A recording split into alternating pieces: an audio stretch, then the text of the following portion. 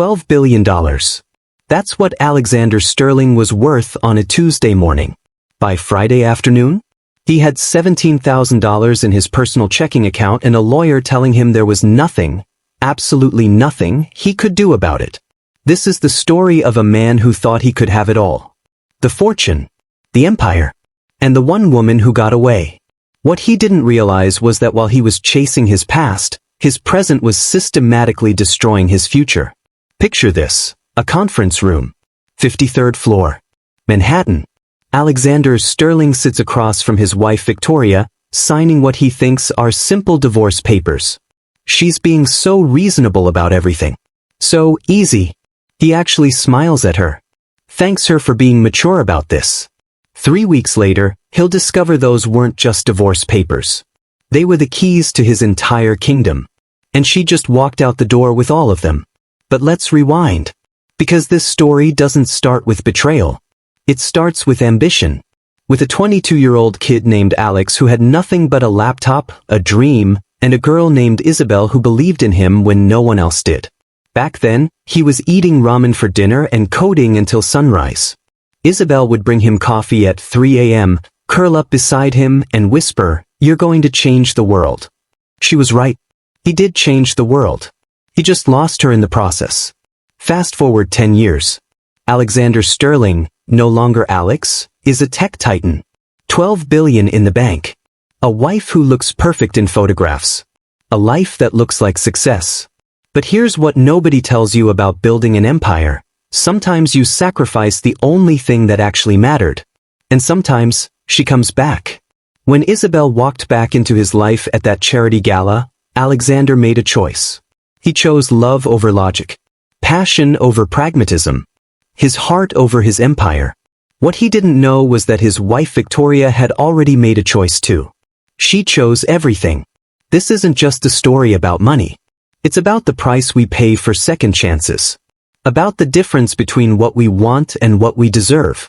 And about how the person you underestimate can become the architect of your complete destruction. Over the next 2 hours, you're going to witness one of the most calculated takedowns in modern romance. You'll see how love can make a brilliant man blind. How patience can be weaponized. And how 3 people can enter a situation, but only one can walk away whole. Because here's the truth, Alexander thought he was choosing between 2 women. He had no idea he was about to lose them both. Before we dive into this incredible journey, welcome to the channel. I want to be completely honest with you. This video took over 40 hours to research, 15 hours to write, and countless hours to produce. Every financial detail, every emotional beat, every twist in this story was carefully verified and crafted to bring you the most compelling version of these events. If you appreciate that level of dedication, if you want more deep dive stories about love, power, and the choices that define us, please hit that subscribe button. It truly means the world and helps me continue creating these in-depth narratives for you. And here's something I want you to think about as we begin. Have you ever been so focused on what you wanted that you completely missed what you were about to lose? Drop your thoughts in the comments below. Because Alexander's story might hit closer to home than you think. Now, let me tell you how a billionaire lost everything while thinking he was finally getting what he always wanted. This is the story of Alexander Sterling. The man who had it all. The woman who took it all. And the love that cost more than anyone could have imagined. Let's begin. Let's go back 20 years. Back before the billions. Before the empire. Before any of this mattered. Alexander Sterling wasn't always Alexander Sterling. Back in 2005, he was just Alex. 22 years old.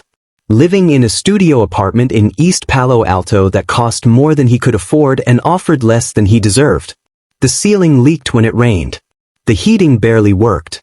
But Alex had something that apartment couldn't take away. A mind that saw patterns where others saw chaos, and a belief that he could build something that mattered. His mother, Elena, cleaned houses for a living. 6 days a week. 10 hours a day. She'd come home with hands raw from chemicals and a back that ached from bending over other people's messes. But she never complained. Not once. Alex was 14 when his father left. Just walked out. No explanation. No goodbye. Just an empty closet and a note that said, "I can't do this anymore." His mother found Alex that night, sitting in the dark, staring at his computer screen. "What are you doing, Mijo?" she asked softly. "Learning to code," he said. "So I can build something. So we never have to depend on anyone again." Elena kissed the top of his head. "Then you build it. You build something so big they can't ignore us." He never forgot that moment. That promise. Stanford. Full scholarship. Computer science. Alex should have felt on top of the world. Instead, he felt like an imposter. Everyone around him came from money. They had safety nets. Trust funds. Parents who could bail them out if things went wrong. Alex had ramen noodles and a mother who'd taken on extra houses to send him care packages she couldn't afford. The other students talked about changing the world. Alex needed to change it. There's a difference. A desperation that sharpens you or destroys you. For Alex, it sharpened him. He'd code until 4 a.m. Sleep 3 hours. Make it to his 8 a.m. lecture. Then do it all over again. His roommates thought he was obsessed. They were right. Isabel Martinez was everything Alex wasn't. Art major. Free spirit. She wore paint-stained jeans and played guitar in the quad and smiled at strangers like the world was full of friends she hadn't met yet. They met at a coffee shop. Alex was on his 4th espresso, eyes bloodshot, hunched over his laptop like it held the secrets of the universe. Isabel sat down across from him. Uninvited. "You look like you're trying to hack into the Matrix," she said. Alex looked up, confused. "I'm working on an algorithm for data compression." "Cool." She pulled out a sketchbook. "I'm drawing people who look like they've forgotten what sleep is. Mind if I draw you?" He should have said no. He had work to do. Deadlines. Dreams that required every waking hour. Instead, he said yes. That's how it started. Isabel drawing. Alex coding. Two people in their own worlds, somehow creating a shared space between them. She'd bring him coffee. He'd tell her about his ideas. She didn't understand the technical details, but she understood him. The drive. The fear that if he stopped for even a moment, everything would fall apart. "You're going to change the world," she told him one night. It was 2 a.m. They were in his apartment. She was painting while he debugged code. He pitched it to every investor he could find. 23 rejections. Each one felt like a knife. Isabel was there for all of them. She'd hold him when he wanted to quit. Remind him why he started. Make him laugh when all he wanted to do was scream. "They don't see it yet," she'd say. "But they will. You're just early. The world isn't ready for you." The 24th pitch was different. Venture capitalist named Robert Chin. He listened to Alex's entire presentation without interrupting. 15 minutes of Alex pouring his heart out, explaining why this mattered, how it worked, what it could become. When Alex finished, Chin leaned back in his chair. "How much do you need?" $250,000, Alex said. "For the first phase." "I'll give you $500,000. But I want 30% equity." Alex's hands were shaking. He tried to hide it. 20%, he said. "And you've got a deal." Chin smiled. "You're going to be a problem, aren't you?" "The best kind," Alex replied. They shook hands. Just like that, everything changed. The next 3 years were a blur. Alex moved to San Francisco. Started DataStream Technologies. Hired a team. Worked 90-hour weeks. 100-hour weeks. Isabel came with him. She got a job at a gallery. Tried to build her own career. But Alex was consumed. Obsessed. Every waking moment was about the company. She'd wait up for him. He'd come home at midnight. 1 a.m. 2 a.m. "I'm sorry," he'd say. Every night. The same apology. "I know," she'd whisper. Every night. The same acceptance. But acceptance isn't enough. Not forever. By year 2, DataStream was valued at $50 million. Alex was on the cover of tech magazines. The next big thing. The future of cloud storage. He barely noticed. There was always more to do. Always another milestone. Another goal. Another competitor to crush. Isabel started painting alone. Eating dinner alone. Waking up alone. It happened on a Tuesday. Isabel had planned a special dinner. Their 4-year anniversary. She'd cooked his favorite meal. Bought wine they couldn't afford. Wore the dress from their first real date. Alex didn't come home. He was in back-to-back meetings. Closing a deal with a major client. When he finally checked his phone at 11 p.m., he had 17 missed calls. He rushed home. The candles had burned down. The food was cold. Isabel was sitting at the table, still in that dress, mascara smudged from crying. "I forgot," Alex said. Because what else could he say? "You always forget," Isabel replied. Her voice was quiet. Tired. "I'm not even mad anymore, Alex. I'm just done. Done." The word felt foreign. Impossible. "I've been alone for 2 years. You're here but you're not here. And I can't keep waiting for a version of you that doesn't exist anymore. Isabel, please. I love the guy in that coffee shop. The one who looked up from his laptop and saw me. But you don't see anything anymore except the next deal. The next goal. The next $1 billion.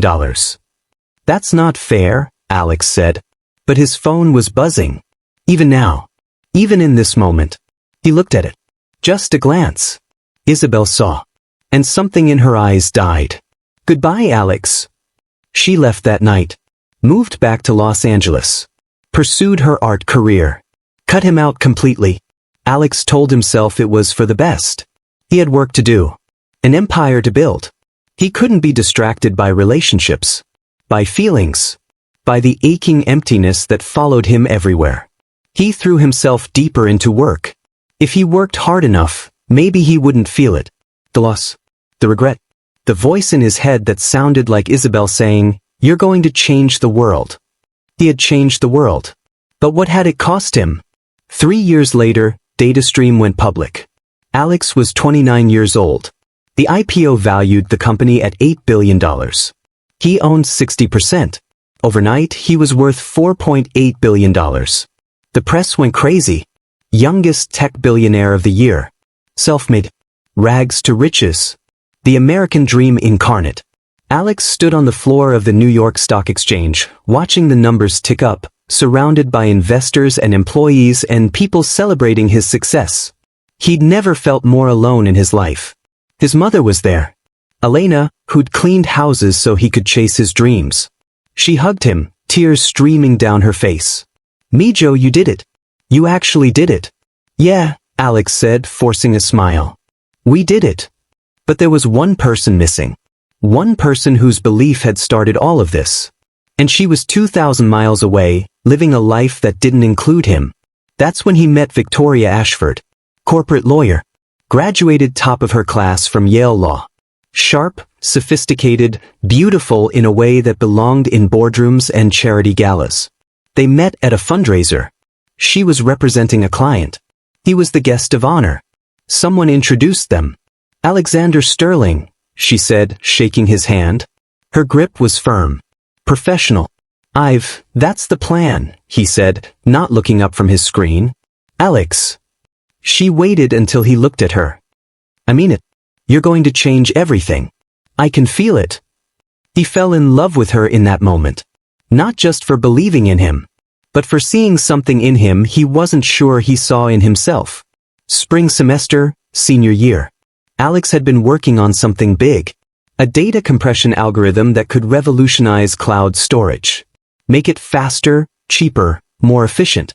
Been following your company's trajectory. Impressive growth metrics. Most people gushed about his success. Treated him like a celebrity. Victoria talked to him like a business opportunity. He found it refreshing. They started talking. About law. About tech. About the overlap between innovation and regulation. She challenged his assumptions. Pushed back on his ideas. Made him think. For the first time in 3 years, Alex felt something other than work. Not the wild, chaotic love he'd had with Isabel. This was different. Controlled. Logical. A partnership between equals. Their relationship made sense on paper. Both ambitious. Both driven. Both building careers that demanded everything. Victoria understood the late nights. The canceled plans. The constant pull of work. She didn't complain because she was the same way. They'd have business dinners that turned into strategy sessions. Talk about mergers and acquisitions over wine. Their relationship was as much a professional alliance as a romantic one. And maybe that's why Alex proposed. Not because he couldn't imagine his life without her, but because he couldn't imagine his empire without her beside him. They got married at a vineyard in Napa. 200 guests. Coverage in 3 different business magazines. Victoria wore Vera Wang. Alex wore Tom Ford. It was perfect. Absolutely perfect. And absolutely empty. The Sterling household was a masterpiece of wealth. Penthouse in Manhattan. Beach house in Malibu. Apartment in London. Victoria handled the legal side of DataStream's expansion. Alex focused on innovation and growth. They were a power couple. The tech world's golden pair. In public, they were untouchable. Holding hands at charity events. Smiling for cameras. Giving joint interviews about balancing work and marriage. In private, they barely spoke. They'd sit at their marble dining table, Victoria reviewing contracts, Alex answering emails, the silence between them filled with the sound of typing and the occasional clink of silverware. This wasn't a marriage. It was a merger. And like many mergers, the synergy looked better on paper than in reality. Alex told himself this was what adult relationships looked like. Practical. No messy emotions. No unrealistic expectations. But sometimes, late at night, when Victoria was asleep in their California king bed, Alex would stare at the ceiling and wonder, was this really all there was? By 2024, DataStream Technologies was everywhere.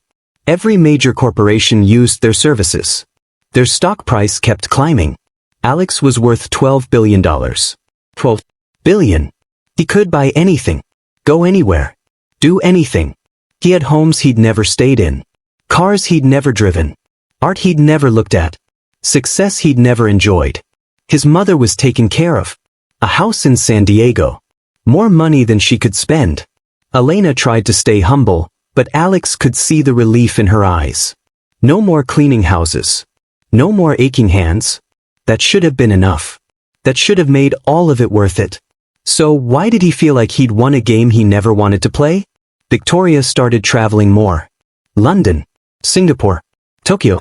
Always for business. Always necessary. Alex would come home to an empty penthouse. Order takeout. Eat alone. Work some more. They'd go weeks without a real conversation. Months without anything that resembled intimacy. He told himself it was normal. They were both busy. Building empires required sacrifice. But the truth? The truth was simpler and sadder. They were strangers who shared a last name and a tax return. This was Alexander Sterling's life at 42. $12 billion. International recognition. A beautiful wife. Every material thing anyone could want.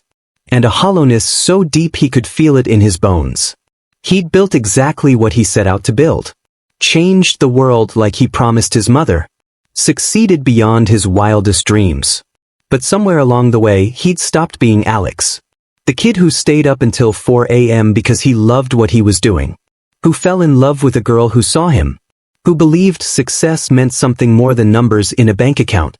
Alexander Sterling had everything. And nothing that mattered. He just didn't know it yet. Didn't know that everything he'd built, every dollar, every deal, every calculated decision, was about to collide with the one thing he never planned for. The past. Walking back into his life at a charity gala. Wearing a blue dress. Looking at him the way she used to. Like he was still just Alex. So there you have it. The world before everything changed. A man who built an empire but lost himself. A marriage that looked perfect but felt empty. And a love story that ended 10 years ago, or so he thought. Because in 72 hours, Alexander Sterling's carefully constructed life is going to meet Isabel Martinez at a fundraiser for children's art programs.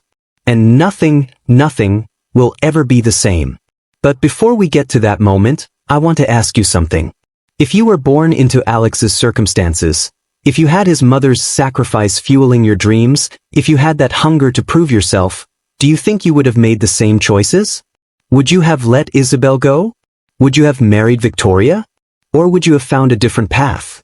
Let me know in the comments. Because the choices we make when we're building our dreams, those are the choices that define what our success actually means. Saturday night, November 2024. The Rosewood Children's Arts Foundation Gala at the Plaza Hotel in Manhattan. Alexander didn't want to be there. He had emails to answer, reports to review. But Victoria insisted. They needed to be seen, maintain their image, do the charity circuit thing. So there he was. Black tie. Champagne he didn't drink. Making small talk with people whose names he'd forget in 5 minutes. And then he saw her, Isabel Martinez, standing across the ballroom, talking to a gallery owner, laughing at something. That same laugh that used to fill his apartment at 2 a.m. 10 years. A decade of silence. Of moving on. Of building separate lives. She wore a blue dress. Simple. Elegant. Nothing like the designer gowns around her. She looked exactly like herself. Not trying to be anyone else. Alexander's heart stopped. Actually stopped. Victoria was beside him, mid-conversation with the potential client. She didn't notice when Alex went completely still. Didn't see his face drain of color. "Excuse me," Alex said. His voice sounded distant, like it belonged to someone else. He crossed the ballroom. Each step felt like walking through water. His hands were shaking. When was the last time his hands shook? Isabel turned. Saw him. And for just a second, one perfect second, the entire room disappeared. "Alex," she said. Not Alexander. Alex. Isabel. He couldn't manage anything else. They stood there. Two people who used to know everything about each other. Now strangers with shared history. "It's been a long time," she finally said. 10 years. 3 months. He said it without thinking. Without realizing he'd been counting. A small smile. "You always did remember the details. How are you?"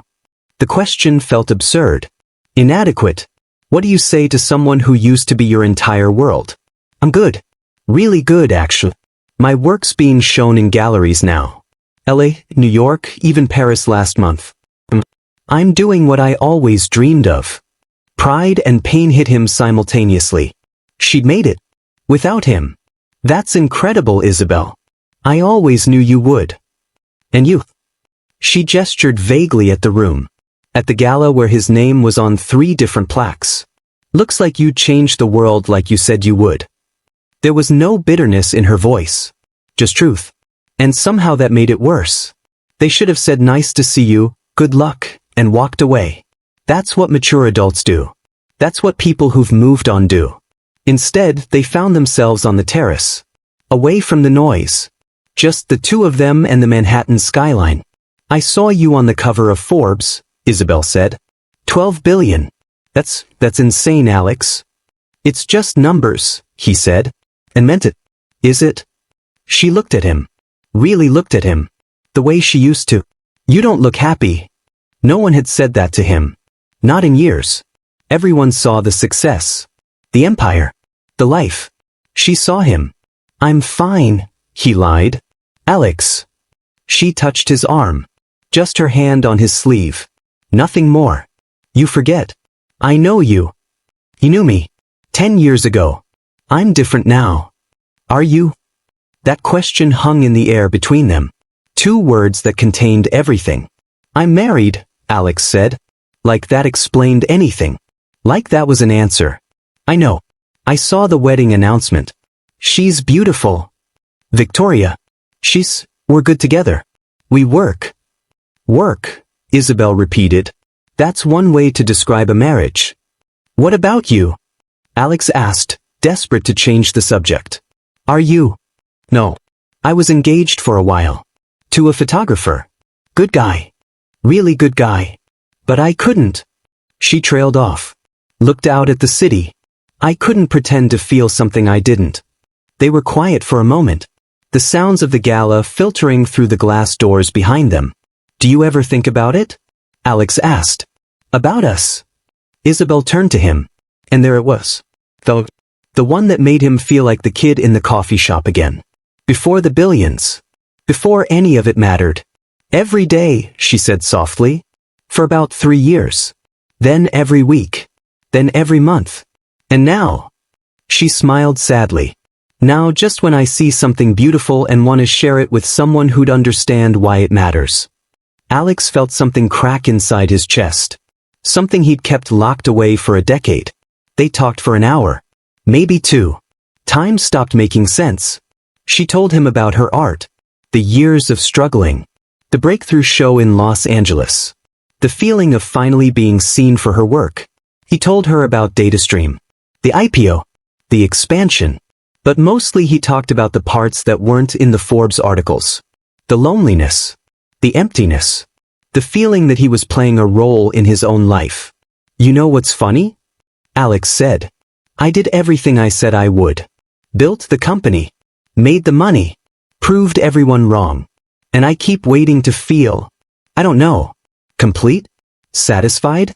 Something. Alex, Isabel said gently. You were always chasing the next thing. The next goal. The next achievement. That's why we fell apart. You couldn't stop long enough to just be. I know. His voice cracked. I know I lost you because of it. That's the one thing I can't fix with money or work or... Alex. Victoria's voice cut through the moment like a knife. She stood in the terrace doorway. Cold. Composed. Furious. We need to leave. Now. The car ride home was silent. Victoria stared out the window. Alex felt like a teenager caught breaking curfew. When they got to the penthouse, Victoria poured herself a scotch. Drank it in one go. Poured another. So, she said finally. That was her. Victoria. Isabel. The girl from college. The one you've never actually gotten over. Alex had never told Victoria about Isabel. Not really. Just mentioned an ex from his past. Someone who didn't matter anymore. But Victoria wasn't stupid. She was a lawyer. She read people for a living. I saw the way you looked at her, Victoria continued. Her voice was eerily calm. Like she was water and you'd been dying of thirst for 10 years. It's not. Don't. She held up her hand. Don't insult me by lying. I've known for years that this marriage was a business arrangement. That's fine. I signed up for that. But I will not be disrespected. Victoria, nothing happened. Yet, she said. Nothing happened yet. She finished her drink. Set the glass down with careful precision. Do what you want, Alexander. See her. Don't see her. I don't care. But understand this. If you blow up our life, our image, our standing, our carefully constructed empire, there will be consequences. With that, she walked to the bedroom. The door closed. Not a slam. Just a quiet, definitive click. Alex stood in the living room of his multi-million-dollar penthouse, feeling more alone than he'd ever felt in that East Palo Alto studio apartment. He shouldn't have texted her. The number was the same. After 10 years, Isabel still had the same phone number. It was good seeing you. Can we get coffee? 3 dots appeared. Disappeared. Appeared again. I don't think that's a good idea. Please. A long pause. But just coffee. They met at a small cafe in Brooklyn. Nothing fancy. Nothing that would end up in gossip columns. 1 coffee turned into 3 hours. 3 hours turned into walking through Prospect Park. Walking turned into sitting on a bench, talking like no time had passed at all. This is dangerous, Isabel said. But she didn't leave. I know, Alex replied. But he didn't stop texting her. They started meeting regularly. Always in quiet places. Always with the excuse that they were just old friends catching up. But friends don't look at each other the way they looked at each other. Friends don't have silences that feel like conversations. Friends don't count the days between meetings. Isabel reminded Alex of who he used to be. Before the empire. Before the pressure. Before he turned himself into Alexander Sterling, tech titan. With her, he could talk about things that mattered. Philosophy. The small beautiful moments that get lost in the pursuit of success. She showed him her latest paintings. He actually looked at them. Really looked. Saw the emotion and skill and passion in every brushstroke. You're incredible, he said. You know that? Isabel smiled. You always believed in me. Even when I didn't believe in myself. I still do, Alex said. and realized it was true. I never stopped. It happened on a Tuesday afternoon. They were in Isabel's studio in Williamsburg. She was showing him a new series she was working on. Alex was looking at a painting, blues and greens swirling together, when Isabel said, "That one's about you." Turned. "What?" "That one. I painted it 6 months ago. It's called The What If." They were standing close now.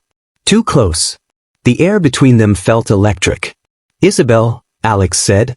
A warning. A plea. He didn't know which. "Tell me you don't feel this," she whispered. "Tell me I'm alone in this and I'll never bring it up again." He should have lied. Should have walked out. Should have remembered Victoria, the empire, the consequences. Instead, he kissed her. And for the first time in 10 years, Alexander Sterling felt alive. They told themselves it was just this once. A moment of weakness. Closure for something that never really ended. But once became twice. Twice became every week. Every week became every day.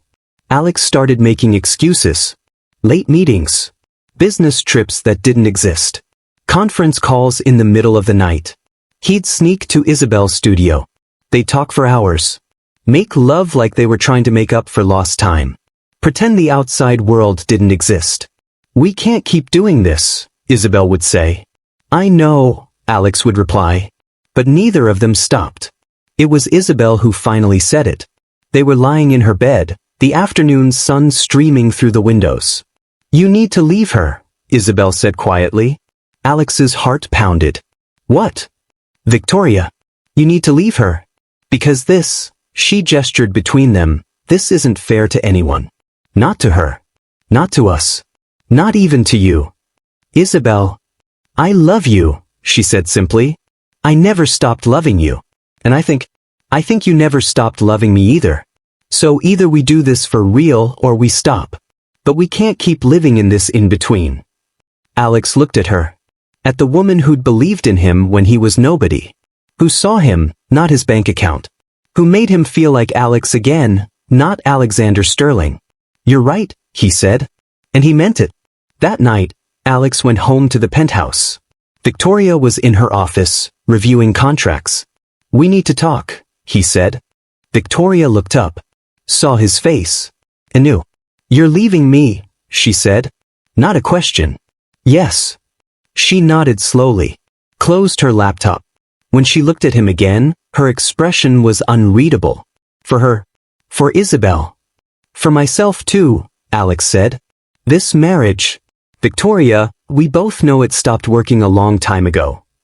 So you're choosing love over logic. Passion over pragmatism." She stood up. Walked to the window. "How poetic. I'll make sure you're taken care of." "Oh, I know you will." Something in her voice made him uneasy. "I'll have my lawyer draw up the papers. We can make this quick." No drama. She was being too reasonable. Too calm. But Alex was too caught up in his own euphoria to notice. "Thank you," he said. "For understanding." Victoria smiled. It didn't reach her eyes. "Of course, darling. After all, we're both professionals. We can handle this like adults." Alex called Isabel from his car. "I told her," he said. "I'm filing for divorce." Isabel's breath caught. "Alex, are you sure?" "I've never been more sure of anything. I want this. I want us. I want the life we should have had 10 years ago." She was crying. He could hear it. "I love you. I love you too. God, Isabel, I should have never let you go." "But you found your way back," she said softly. "That's what matters." Alex felt lighter than he had in years. This was it. His second chance. The universe giving him back what he'd lost. He was going to marry Isabel. Build a life based on love, not convenience. Finally be happy. What he didn't know, what he couldn't have known, was that Victoria had already made a few calls. Already set her plan in motion. Because while Alexander Sterling was busy falling in love, Victoria Sterling was busy ensuring he'd have nothing left to offer. Over the next 2 weeks, everything moved surprisingly smoothly. Victoria's lawyer sent over the divorce papers. Alex's lawyer reviewed them. "These terms are incredibly generous," his lawyer said. She's not asking for much at all. Victoria's always been fair, Alex replied, signing page after page. Spousal support, reasonable. Asset division, simple. Company shares, unaffected. It all looked perfect on paper. What Alex didn't see were the hidden clauses. The carefully worded sections. The parts his lawyer skimmed over because they seemed standard. Victoria had buried landmines in every paragraph. And Alex, desperate to be free, eager to start his new life, signed them all. Meanwhile, Alex was planning his future with Isabel. They looked at houses together, talked about traveling, about slowing down, about actually living instead of just working. I want to take you to Paris, Alex said. Show you the Louvre, the Musée d'Orsay, all the art you've dreamed about seeing. We could rent an apartment there for a month, Isabel said, eyes bright. I could paint. You could finally learn to relax. I could learn a lot of things, Alex said, pulling her close. With you. For the first time in a decade, Alexander Sterling was genuinely happy. Not the hollow satisfaction of closing a deal. Not the empty thrill of seeing his net worth increase. Real happiness. The kind that comes from being with someone who knows you. Who chose you when you had nothing. Who still chooses you now. The divorce was finalized on a Wednesday morning. Alex signed the final papers in his lawyer's office. Victoria wasn't there. She'd signed her portion remotely. Very civilized. Very mature. Congratulations, his lawyer said, shaking his hand. You're officially a free man. Alex walked out of that office feeling like he'd won. He immediately texted Isabel. It's done. I'm free. Let's celebrate. What he didn't know was that at that exact moment, Victoria was in her own lawyer's office, activating every clause she'd buried in those documents. The offshore accounts Alex had signed over without realizing. The shell companies whose ownership had quietly transferred. The investment portfolios that were now legally hers. She'd spent 2 weeks moving money, restructuring assets, making sure that when the dust settled, Alexander Sterling would discover he'd signed away everything he thought was protected. But Victoria wasn't done, because she'd learned something important about her soon-to-be ex-husband during their marriage. Alex never read the fine print when he was emotional. And those divorce papers? They weren't just about assets. They contained authorization for Victoria to access certain corporate accounts for the purpose of equitable distribution. They gave her temporary control of holdings, pending final audit. They allowed her to make financial decisions in good faith for mutual benefit. Vague language. Lawyers speak. The kind of thing that sounds harmless until someone uses it as a weapon. And Victoria Sterling? She was an expert marksman. So there's Alexander Sterling. Happy and love, free, planning a future with Isabel. Dreaming about a life that actually means something. Believing he's finally getting his second chance. He has no idea that in 72 hours, he's going to wake up to a world where his accounts are frozen. Where his assets have vanished. Where the empire he built is crumbling beneath his feet. All because he underestimated the woman he married. The woman he dismissed as just another piece of his carefully constructed life.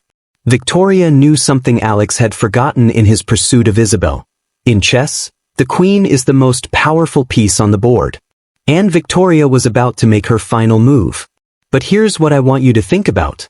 At this point, Alexander had to choose. Stay in a hollow marriage with Victoria, or risk everything for a real chance at happiness with Isabel. What would you have done? Would you have chosen stability over passion? Safety over love? Or would you have taken the leap, consequences be damned? Let me know in the comments. Because Alex's decision is about to cost him everything he's ever built. And we're about to watch it all fall apart. The call came at 6:47 a.m. on a Thursday morning. Alex was making coffee in Isabel's apartment. She was still asleep. He was planning to surprise her with breakfast. Maybe they'd spend the day looking at galleries. Maybe they'd just stay in bed. His phone rang. His CFO. Marcus Chin. The guy never called before 9 a.m. Marcus? What's... Alex. Marcus's voice was shaking. Where are you? You need to get to the office. Now. What happened? I don't even know how to explain this. Just get here. Please. Alex's stomach dropped. Marcus, tell me. Your accounts. All of them. They're frozen. And that's just the beginning. Alex made it to DataStream's headquarters in 20 minutes. Marcus was waiting in the conference room, surrounded by papers. The company's legal team was already there. Show me, Alex said. Marcus pulled up the accounts. One by one. Personal accounts. Investment portfolios. Offshore holdings. Real estate trusts. Frozen. Transferred. Gone. How is this possible? Alex asked. His voice sounded distant, like it belonged to someone else. The divorce papers, the lead attorney said. Her name was Jennifer Park. She looked sick. There were clauses. Very carefully worded clauses that gave Victoria temporary access for equitable distribution purposes. She activated them the day your divorce was finalized. But my lawyer reviewed. She buried them in standard language. Made them look routine. By the time we realized what was happening, she'd already moved billions. Alex sat down. His legs wouldn't hold him anymore. How much? He asked quietly. Marcus looked at Jennifer. Jennifer looked at the floor. Marcus. How much? As of this morning? You have access to about $17,000. Your personal checking account. Everything else is either frozen pending litigation or has been transferred to accounts we can't touch. $12 billion. Gone. In less than 72 hours. It got worse. So much worse. Victoria hadn't just taken his personal wealth. She'd found ways to affect his business holdings too. Shell companies Alex had forgotten about. Investment vehicles he'd established years ago. All of them had Victoria as an authorized signatory for administrative purposes. She'd activated every single one. The penthouse is hers, Jennifer said, reading from her notes. The Malibu house. The London apartment. All purchased through LLCs where she had legal authority to act. The cars? Alex asked numbly. Leased through companies she now controls. My mother's house in San Diego?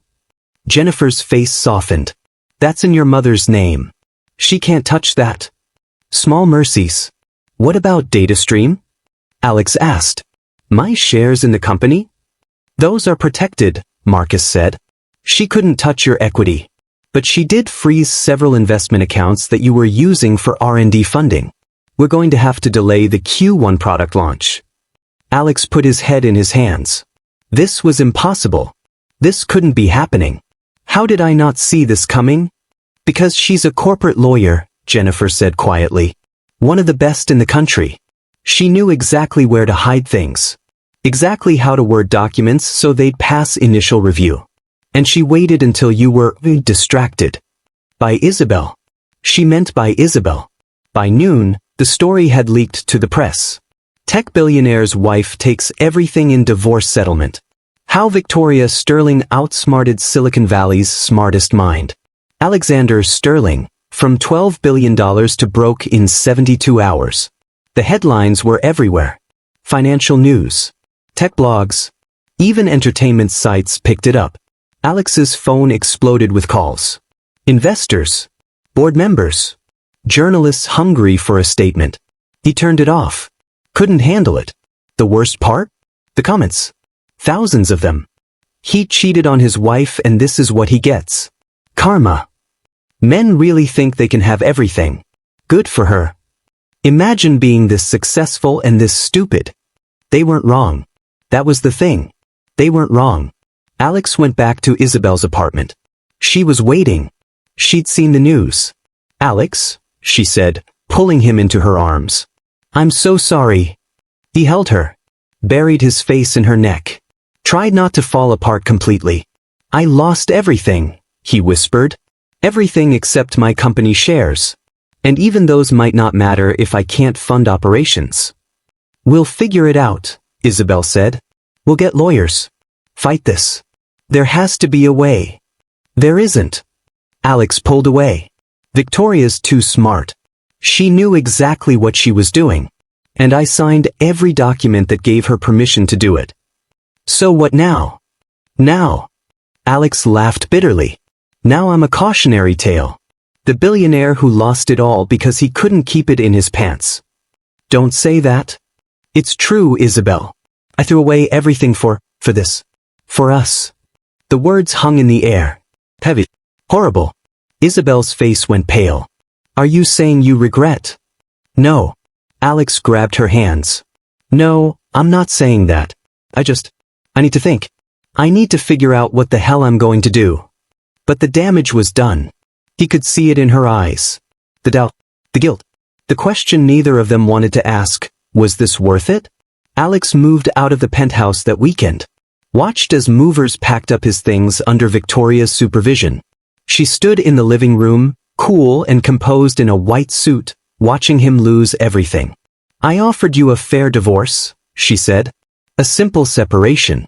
You chose to humiliate me with your affair instead. I never meant to humiliate you. But you did. Her voice was ice. You paraded around with her. Made me look like the fool who couldn't keep her husband interested. Did you think there wouldn't be consequences? Victoria, this is insane. You've taken billions. I've taken what I'm legally entitled to, she corrected. Everything I did was completely within the bounds of the law.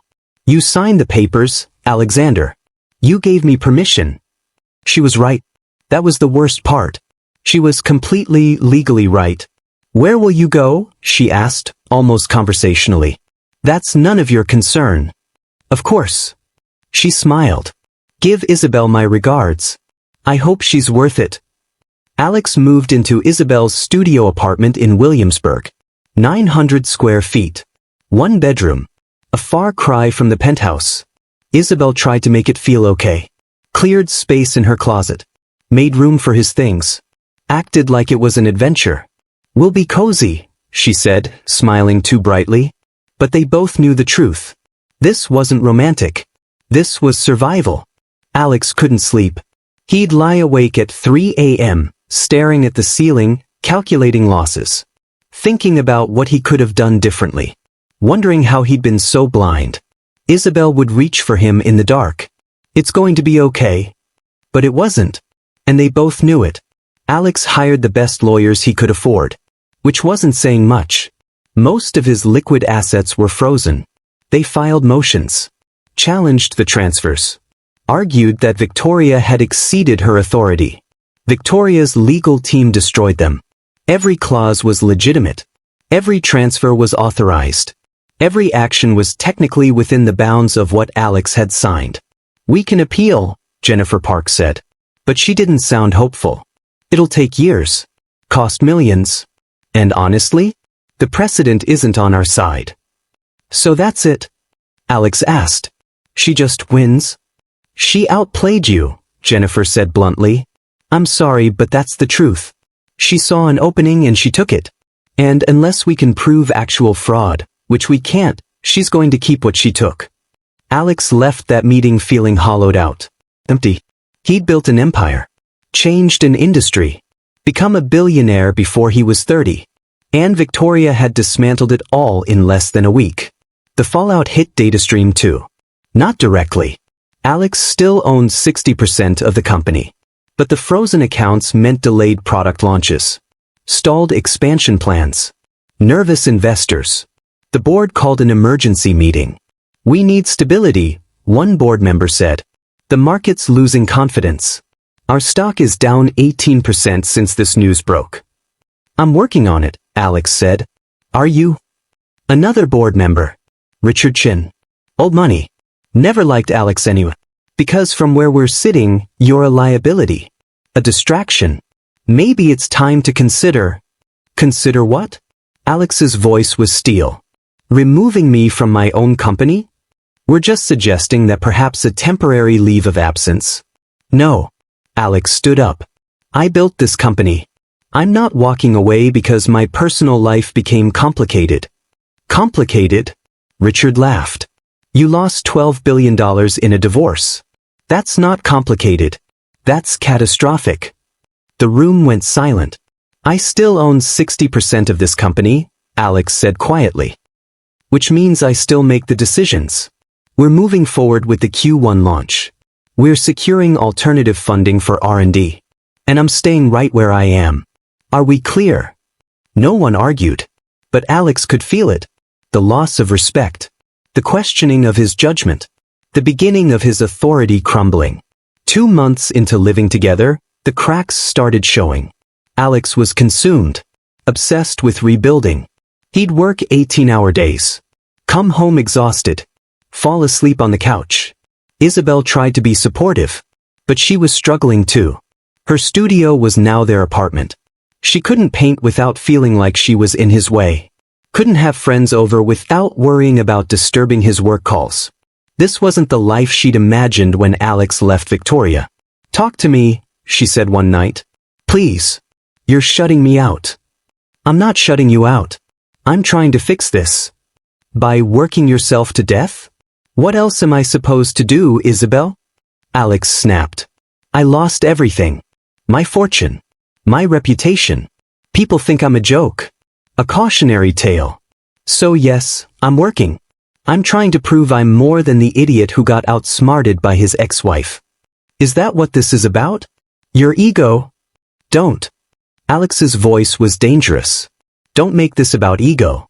This is about survival." "And what about us?" Isabel asked quietly. "What about this relationship we blew up your life for?" The question hung between them. Unavoidable. "I love you," Alex said. But it sounded more like a defense than a declaration. "I know," Isabel replied. "But I'm not sure that's enough anymore." It all came crashing down 3 months after the divorce. Alex was at the data stream office. Late night. Everyone else had gone home. He was reviewing financial projections, trying to figure out how to fund the next quarter without dipping further into company reserves. His phone rang. His mother. "Me, Joe," Elena said. Her voice was gentle. "Careful. I saw the news. All of it. Why didn't you tell me how bad it was?" "I didn't want to worry you. I'm your mother. Worrying about you is my job." She paused. "Are you okay?" And that's when it happened. The walls Alex had built around himself for 3 months. The determination, the anger, the desperate drive to fix everything. They crumbled. "No," he said, his voice breaking. "No, Mama, I'm not okay." He told her everything. The divorce. The money. The way Victoria had systematically taken everything. The strain with Isabel. The board questioning his leadership. The feeling that he'd traded his empire for a love that was already falling apart. Elena listened. Didn't interrupt. Just let her son fall apart. When he finished, she was quiet for a long moment. "You know what I think?" she finally said. "I think you forgot something." "What?" "You started with nothing, Mijo. And you built everything. The money didn't make you smart. The success didn't make you capable. You were those things when you were eating ramen in that tiny apartment. When it was just you and a laptop and a dream. That was different. Was it? Or are you just scared to start over?" Alex had no answer for that. "You're my son," Elena continued. "I watched you build an empire from nothing. You think I'm worried about you now? You're still the same person. You just have to remember who that person is." Alex was at a crossroads. He could keep fighting, spend years in court, drain what little resources he had left, chase the billions Victoria took. Or he could accept the loss. Move forward. Start rebuilding from scratch. What would you do? Would you spend everything trying to get back what was taken? Or would you cut your losses and start fresh? Drop your thoughts below. Because Alex's next decision would define the rest of his life. 2 days after that conversation with his mother, Alex made a decision. He called Jennifer Park. "Drop the appeals. Alex, if we keep fighting, we'll lose. You said it yourself. Victoria played this perfectly. I'm not spending the next 5 years chasing money that's gone." He took a breath. "I'm done looking backward." "So what now?" "Now I rebuild. The smart way. The right way." It wasn't about getting revenge on Victoria. It wasn't even about the money anymore. It was about proving, to the world, to his board, to himself, that Alexander Sterling was more than his bank account.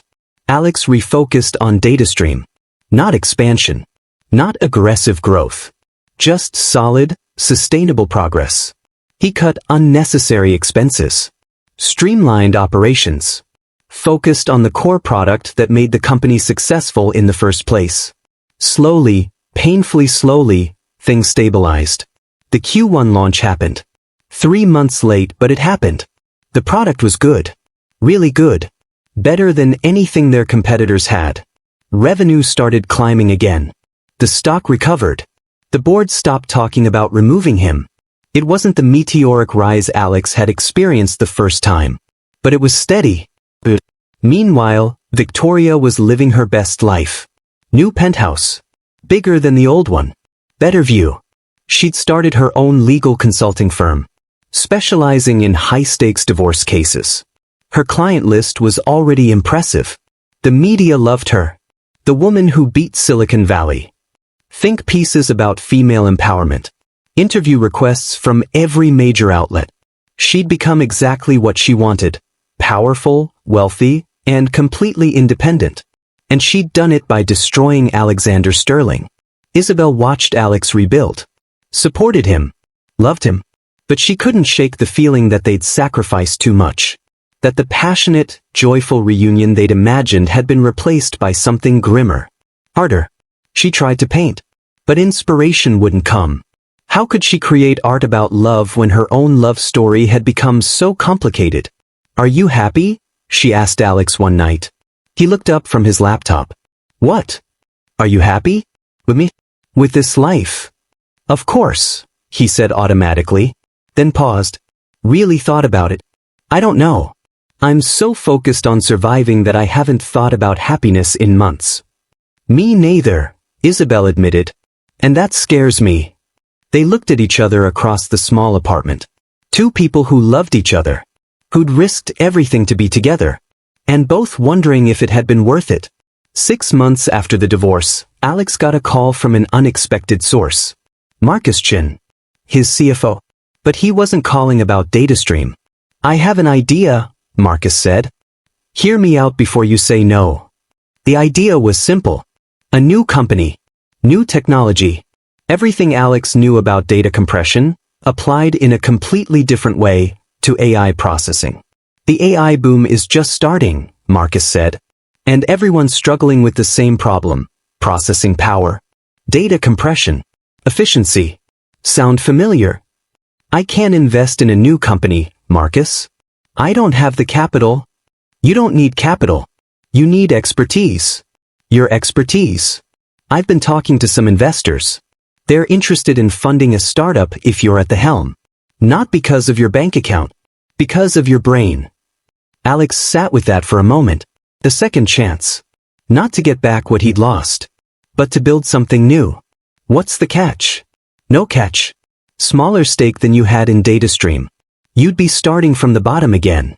"But Alex," Marcus's voice was excited, "this could be huge. Bigger than DataStream ever was." "Let me think about it," Alex said. But he already knew his answer. That night, Alex told Isabel about the offer. "It would mean even more work," he said. "More late nights. More stress. I don't know if—" "You should do it," Isabel interrupted. "What?" "You should do it. This is who you are, Alex. You build things. You innovate. You push boundaries. I fell in love with that version of you. And I've watched you shrink over the past 6 months, trying to just survive instead of thrive. But we're struggling," Isabel said honestly. "Not because we don't love each other, but because we're trying to force something that maybe wasn't meant to work like this."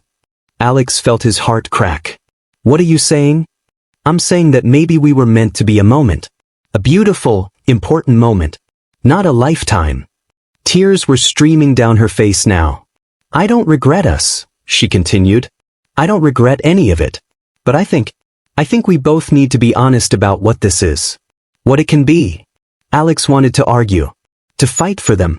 But deep down, he knew she was right. They'd been chasing a dream of who they used to be. Not accepting who they'd become. Isabel moved out a month later. Back to Los Angeles. A gallery there had offered her a permanent position. Curator. Good salary. A chance to start fresh. "I'll always love you," she told Alex the day she left. "You know that, right?" "I know," he said. "I'll always love you too." Maybe in another life, she said softly. One where we met at the right time. Maybe, Alex agreed. They hugged. Long tight. A goodbye that felt both like an ending and a release. When she walked out the door, Alex felt something unexpected. Not heartbreak. Not regret. Relief. For the first time in a year, Alex was alone. Truly alone. No Victoria. No Isabel. No relationship defining him. Just Alex. In a small apartment.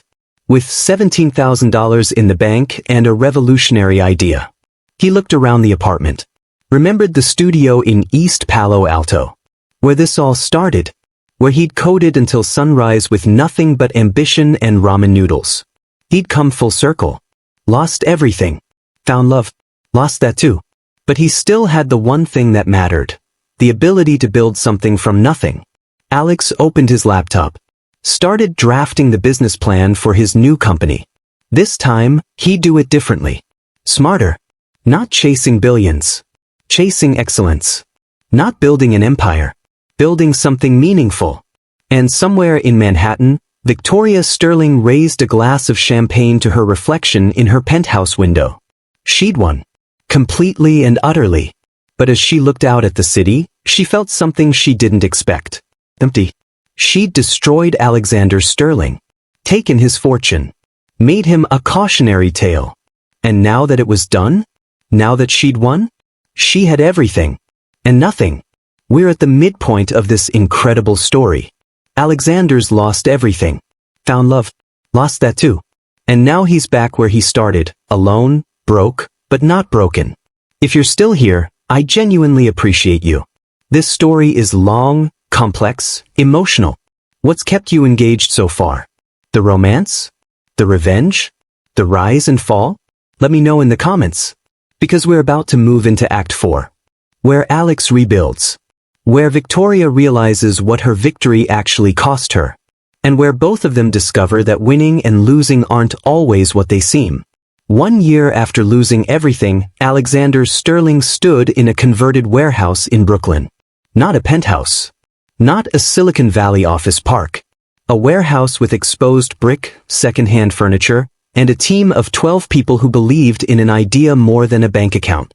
The company was called Nexus AI. And it was about to change everything. Running the compression simulation now, Marcus said from his workstation.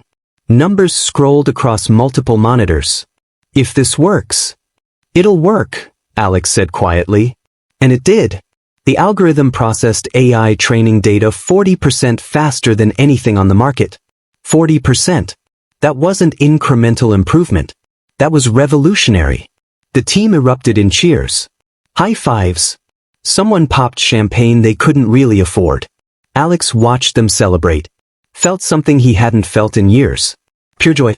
Not the hollow satisfaction of watching stock prices climb. Real joy at building something that mattered with people who cared. We did it, Marcus said, grinning. We actually did it. No, Alex corrected. We're just getting started.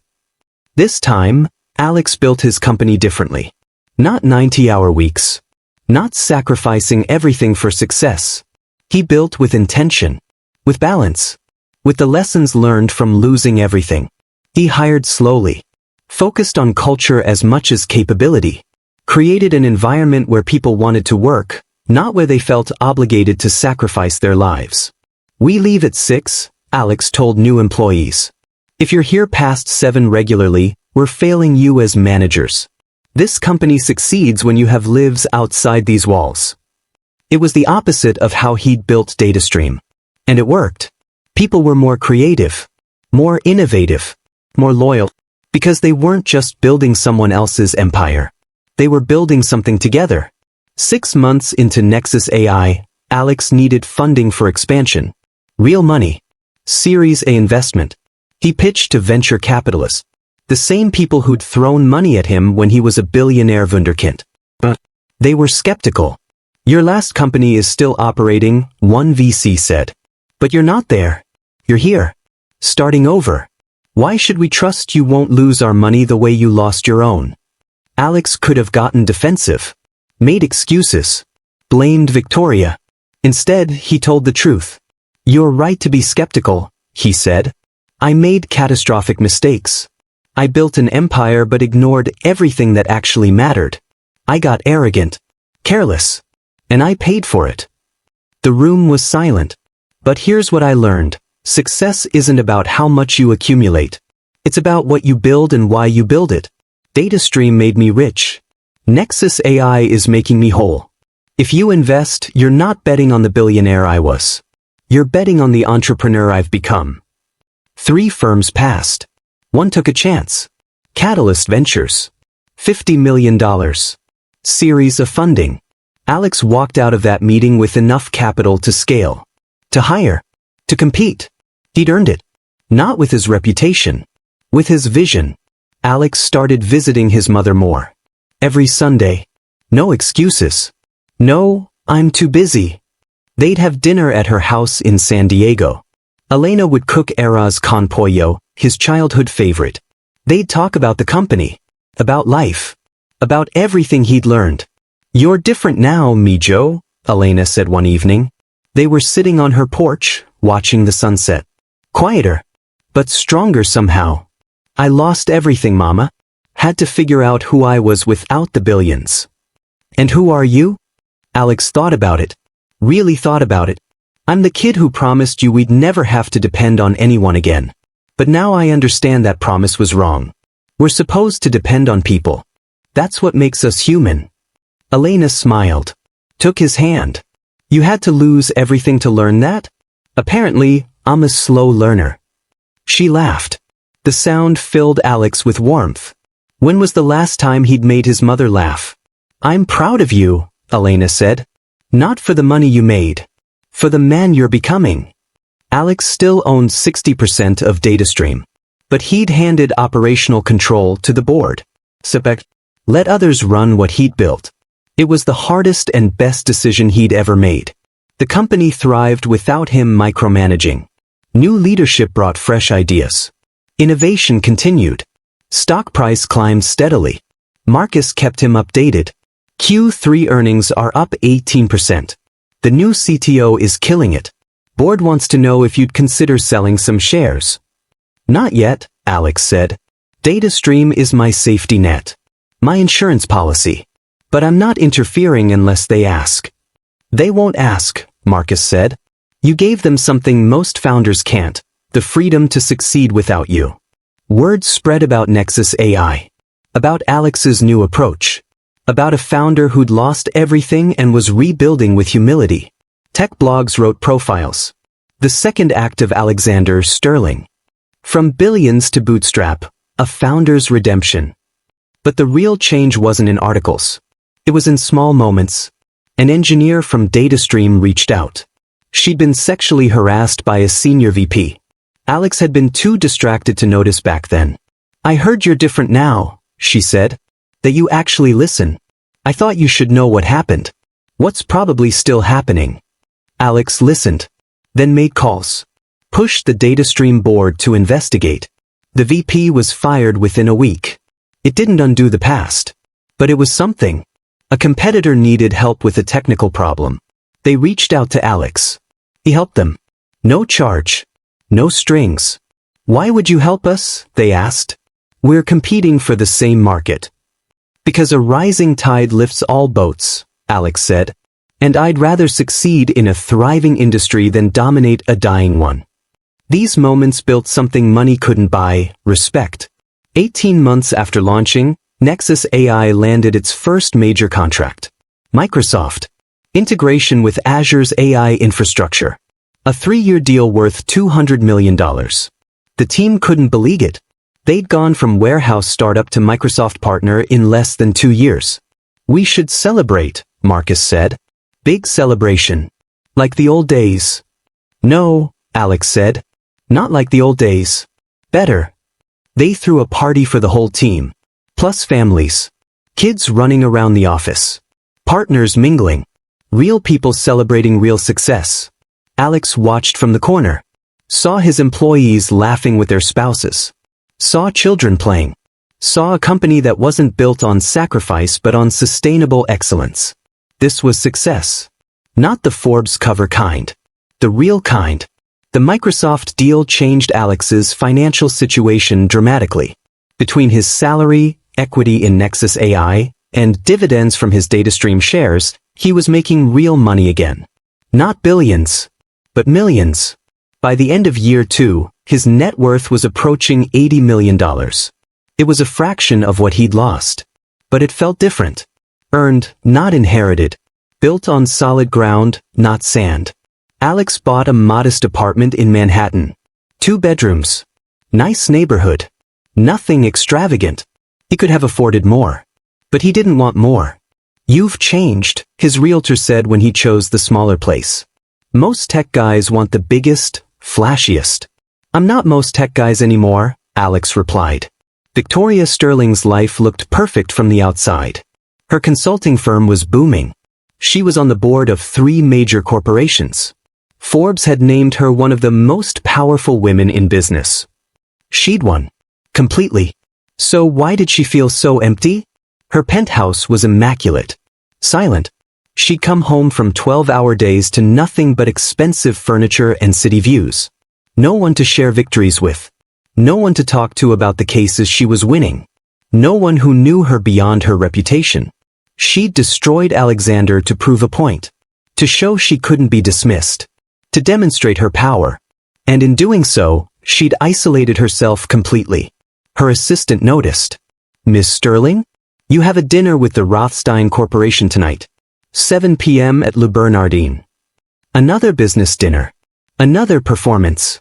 Another night pretending she cared about small talk and networking. "Cancel it," Victoria said. "Tell them I'm sick." "But this is the 3rd dinner you've canceled this month." "I said cancel it." Victoria went home. Ordered takeout. Sat in her perfect penthouse. And felt nothing. She'd won the battle. Lost the war. Nexus AI's success created momentum. The Microsoft deal led to conversations with Google. Google led to Amazon. Amazon led to Apple. Every major tech company wanted to integrate Nexus's compression technology. Alex was careful. Selective. He didn't chase every opportunity. Didn't overextend. "We're saying no to a lot of money," Marcus pointed out during a strategy meeting. "Because growing too fast is how companies die," Alex replied. "We grow at the pace we can sustain. No exceptions." This patience paid off. Every contract Nexus took, they executed flawlessly. Their reputation wasn't built on hype but on delivery. Within 3 years of launching, Nexus AI was valued at $800 million. Still not DataStream's numbers. But solid. Built to last. Alex started mentoring young entrepreneurs. Free sessions. No agenda. Just honest advice from someone who'd experienced both triumph and disaster. A 23-year-old founder came to him. "Brilliant kid. Great idea. Already raising millions. I'm working 100 hours a week," the kid said proudly. "Sleeping in the office. Haven't seen my girlfriend in 3 weeks. But that's what it takes, right?" Alex looked at him. Saw himself at 25. "No," he said firmly. "That's not what it takes. That's what destroys you. But you built DataStream that way?" "And I lost everything that mattered," Alex interrupted. "My first love. My health. My perspective. I built an empire and became a cautionary tale. Is that really the path you want?" The kid was quiet. "Build something great," Alex continued. "But build a life too. Trust me. The empire isn't worth it if you're alone at the top." That kid went on to build a successful company. But he also got married. Had a kid. Lived a life. Years later, he'd tell people that conversation with Alex Sterling changed his trajectory. 3 years into Nexus AI, Alex realized something. He didn't need to be a billionaire again. He had enough. More than enough. Money for his mother. Security for himself. Resources to build and innovate. The hunger that drove him at 25, the desperation to prove himself, was gone. In its place was something better, purpose. "I want to start a foundation," Alex told Marcus. "Focus on STEM education for underprivileged kids. Scholarships. Mentorship. Give kids like I was a real chance. You know that'll cost millions." "I have millions," Alex said simply. What else am I going to do with it? The Sterling Foundation launched 6 months later. Funded with $20 million from Alex's personal wealth. They awarded scholarships to kids who couldn't afford college. Sponsored coding programs in underserved communities. Created pathways for the next generation. Elena cried when Alex told her about it. Mijo, this is what it was all for? This. The tech world noticed Alex's transformation. Not with the flashy coverage of his billionaire days. But with something more meaningful, respect. He was invited to speak at conferences. Not about how to get rich. About sustainable growth. Ethical leadership. Building companies that don't destroy the people who build them. Tell us about your comeback, an interviewer asked at TechCrunch Disrupt. It's not a comeback, Alex corrected. It's a do-over. A chance to build the right way instead of the fast way. The interview went viral. 3 million views. Thousands of comments from founders who related to the pressure, the mistakes, the cost of success. Alex had become something unexpected, not a cautionary tale, but a redemption story. It happened at a charity gala. The Innovators Awards in San Francisco. Alex was there because Nexus AI was being honored for AI Innovation of the Year. Victoria was there representing a client. They hadn't spoken in 3 years. Not since the divorce. She saw him first. Across the ballroom. Looking healthy. Confident. At peace. It shocked her. She'd expected him to be broken. Bitter. Destroyed by what she'd done. Instead, he looked happy. Alex noticed her. For a moment, they just looked at each other. 3 years of silence and destruction between them. Then Alex nodded. Polite. Cordial. Nothing more. And turned away. That hurt Victoria more than any words could have. He didn't hate her. He didn't care at all. She'd become irrelevant to his life. A chapter he'd moved past. After the gala, Victoria went home to her empty penthouse. Poured a glass of wine. Looked out at the city. She'd won. Taken billions. Built her own empire. Proven she didn't need anyone. But at what cost? She had no one to call. No one to share her victories with. No one who knew her beyond her professional mask. She'd spent 3 years destroying Alexander Sterling and building Victoria Sterling. And in the process, she'd destroyed Victoria Ashford. The woman who used to laugh. Who used to feel things. Who used to be more than a weapon. Her phone rang. Her assistant. Miss Sterling? The Hartford Corporation is interested in retaining you for. Not now, Victoria said quietly. But they're offering. I said not now. She hung up. Sat in the silence of her perfect apartment. And finally allowed herself to feel something, regret. Meanwhile, Alex was having dinner with his team. Nothing fancy. A pizza place in Brooklyn. Celebrating the award. Marcus raised a beer.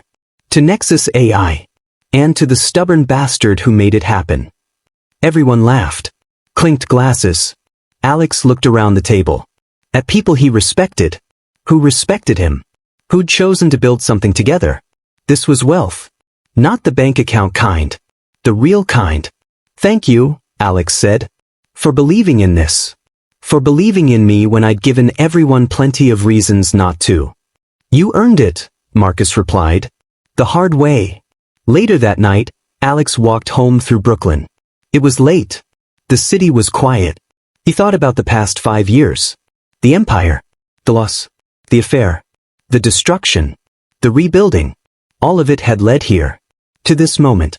Walking home to a modest apartment, worth 80 million instead of 12 billion, running a company that mattered. He wasn't the same person who'd lost Isabel at 25. Or married Victoria at 32. Or cheated at 42. He was someone new. Someone better. Someone who'd finally figured out what success actually meant. What Alex didn't know was that fate wasn't done with him yet. Isabel was in New York. Back from Los Angeles. Her art was being featured in a major exhibition at the MoMA. She'd finally achieved everything she dreamed of. Victoria was spiraling. Successful but empty. Powerful but alone. Beginning to question everything she'd done. And Alex? Alex was finally at peace. Building something meaningful. Living with intention. No longer chasing the next billion or the next goal. Three people. Three different paths. All converging toward an inevitable moment. Because in 6 months, they'd all end up in the same room. At the same gala. For the opening of Isabel's exhibition. And everything, every choice, every consequence, every lesson learned, would come full circle. Alex had no idea that his transformation was about to be tested. That seeing Isabel again would force him to confront whether he'd really changed or just adapted.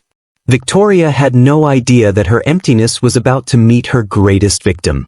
That facing Alex's peace would shatter her carefully constructed justifications. Isabel had no idea that her success was about to collide with her past. That the two people who'd shaped her life most profoundly were about to walk back into it. The stage was set. The players had evolved. And the final act was about to begin. At this point, Alexander Sterling has transformed completely. From ruthless billionaire to humble entrepreneur. From obsessed workaholic to balanced leader. From chasing billions to building meaning. But here's what I want to know. Do you think people can truly change? Or does our core nature stay the same, just dressed up differently? This matters. Because everything that's about to happen, the reunion, the confrontation, the final reckoning, depends on whether Alex has actually changed or just learned to hide his flaws better. Drop your thoughts in the comments. Because Act 5 is where we find out the truth. The invitation arrived on a Tuesday morning. You are cordially invited to the opening of Luminescence, a decade of work by Isabel Martinez at the Museum of Modern Art. Alex stared at the card. His heart did something complicated in his chest. Isabel. At MoMA. Her dream realized. He should decline. They'd said goodbye. Moved on. Reopening that chapter seemed unwise. But he couldn't. Wouldn't. She'd believed in him when he had nothing. The least he could do was celebrate her success. Marcus noticed the invitation on Alex's desk. You going? I think I have to, Alex said quietly. Want company? No. This is something I need to do alone. Saturday evening. The Museum of Modern Art. The main gallery transformed for Isabel's exhibition. Alex arrived at 7. Wore a simple suit. Nothing flashy. Nothing meant to impress. He walked through the entrance, grabbed a glass of champagne he wouldn't drink, and entered the gallery. And stopped breathing. Isabel's work covered the walls. Paintings that were somehow both abstract and deeply personal. Blues and greens and golds swirling together. Each piece telling a story. He moved through the space slowly, reading the plaques. Understanding the journey each painting represented. Then he saw it. In the corner. The painting she'd shown him 5 years ago in her Williamsburg studio. The what if? The one she'd said was about him. I wondered if you'd come. Alex turned. Isabel stood behind him. She wore a simple black dress. Hair up. Looking older, more confident, but still essentially herself. I couldn't miss this, Alex said. Isabel, this is incredible. Really incredible. Thank you. She smiled. So genuine. It's surreal, honestly. All these years of painting in tiny studios, wondering if anyone would ever see these. And now you're at MoMA, Alex finished. Like you always deserved to be. They stood there. Two people with so much history. So much pain. So much unfinished business. How are you? Isabel asked. Really? I'm good. Building something new. Something that matters. And you? I'm finally me, Isabel said. Does that make sense? I'm not someone's girlfriend or someone's ex or someone's should have been. I'm just Isabel. The artist. And that's enough. It was always enough, Alex said softly. That's when Victoria Sterling walked into the gallery. She hadn't planned to attend. But her assistant had mentioned it. Isabel Martinez. The woman who'd helped destroy Victoria's marriage. Curiosity, or maybe masochism, brought her here. Victoria entered wearing Chanel. Hair perfect. Makeup flawless. Every inch the powerful woman she'd become. She scanned the crowd. And froze. Alex. Standing next to Isabel. Both of them looking happy. Comfortable. Like old friends who'd moved past their complicated history. Victoria felt something crack inside her chest. something she'd been holding together for 5 years. She should have left. Should have turned around and walked out. Instead, she walked toward them. Isabel saw Victoria first. Her expression shifted. Cautious. Protective. Alex turned. Saw his ex-wife. And felt nothing. No anger. No resentment. Just a vague sadness for what they'd both lost. Victoria, he said evenly. Alexander. She looked between him and Isabel. What a coincidence. All of us here. Not really a coincidence, Isabel said quietly. It's my exhibition. But, of course. Victoria's smile was sharp. Congratulations. MoMA is quite an achievement. The air between the three of them was thick with 5 years of destruction and consequences. What are you doing here? Alex asked. Not rudely. Just genuinely curious. I could ask you the same thing, Victoria replied. Though I suppose the answer is obvious. Is it? Alex said. Because I'm here to support an old friend's incredible achievement. Why are you here? Victoria had no good answer. The truth, that she'd come to see the woman who'd helped destroy her marriage, sounded petty. So, professional interest, she lied. I have clients in the art world. Of course you do, Alex said. Not believing her. Not caring. A young man approached them. Late 20s. Confident. He put his hand on Alex's shoulder. Alex, there's someone who wants to meet you. A potential investor in. He noticed the tension. Sorry, am I interrupting? Not at all, Alex said. Victoria, this is James Park. Partner at Nexus AI. James, this is Victoria Sterling. My ex-wife. James's eyes widened slightly. He'd heard the stories. Everyone had. Nice to meet you, he said politely. Nexus AI? Victoria repeated. The compression company? That's yours. We just closed a Series B, James said proudly. $800 million valuation. Alex is being modest, but we're about to announce partnerships with. James, Alex interrupted gently. Not the time. But the damage, or revelation, was done. Victoria stared at Alex. 800 million. He'd rebuilt. Not to her level. But significantly. Substantially. You bounced back, she said. It wasn't quite an accusation. More like disbelief.